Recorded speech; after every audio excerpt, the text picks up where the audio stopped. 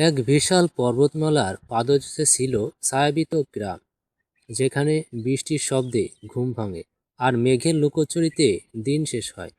সেই গ্রামের এক প্রান্তে একাই থাকত তরুণ ভাস্কর অয়ন। অয়ন পাথর কেটে মূর্তি বানাতো, কিন্তু তার মূর্তিতে প্রাণের ছোঁয়া থাকলেও মনে ছিল এক গভীর শূন্যতা।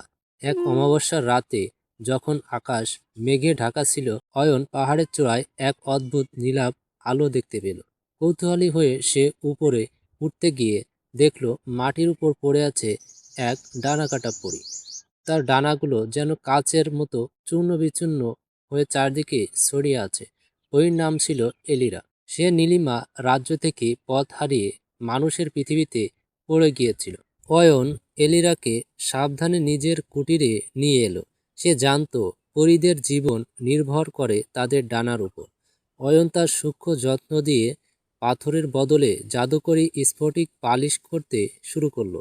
দিন রাত এক করে সে পরীর ভাঙা ডানার প্রতিটি অংশ জোড়া দেওয়ার চেষ্টা করলো। এলিরা অবাক হয়ে দেখত একজন মানুষ কিভাবে কোনো স্বার্থ ছাড়াই তার সেবা করছে। সুস্থ হওয়ার সময় এলিরা অয়নকে শোনাতো রূপকথার রাজ্যের গল্প, যেখানে ফুলেরা কথা বলে আর ঝর্ণা দিয়ে রূপালি সুধা ঝরে। বিনিময়ে অয়ন তাকে শোনাতো মানুষের পৃথিবীর ছোট ছোট সুখের কথা, মাটির শোধা গন্ধ, শীতের সকালে রোদের ওম আর মানুষের একে অপরের প্রতি মমতা। দীর্ঘ 1 মাস পর অয়নের অক্লান্ত পরিশ্রমে এলিরার ডানা আবার সচল হলো। সেই রাতে পূর্ণিমা ছিল।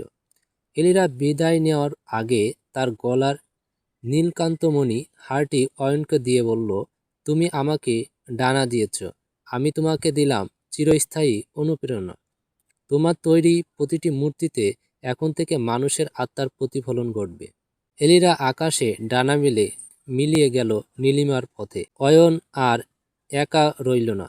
তার কুটিরটি হয়ে উঠল বিশ্বের শ্রেষ্ঠ শিল্পালয়। মানুষ দূর দূরান্ত থেকে তার শিল্প দেখতে আসতো, কিন্তু কেউ জানতো না সেই শিল্পের পিছনে লুকিয়ে আছে এক অসম্পূর্ণ ভালোবাসার পরশ আর এক পরীর রেখে যাওয়া জাদুর ছোঁয়া। আজও পাহাড়ের মানুষ বিশ্বাস করে, অয়ন যখনই পাথর কাটত, আকাশে একটি বড় নীল তারা উজ্জ্বল হয়ে জ্বলতে উঠত, যেন এলিরা উপর থেকে তার বন্ধুকে দেখছে।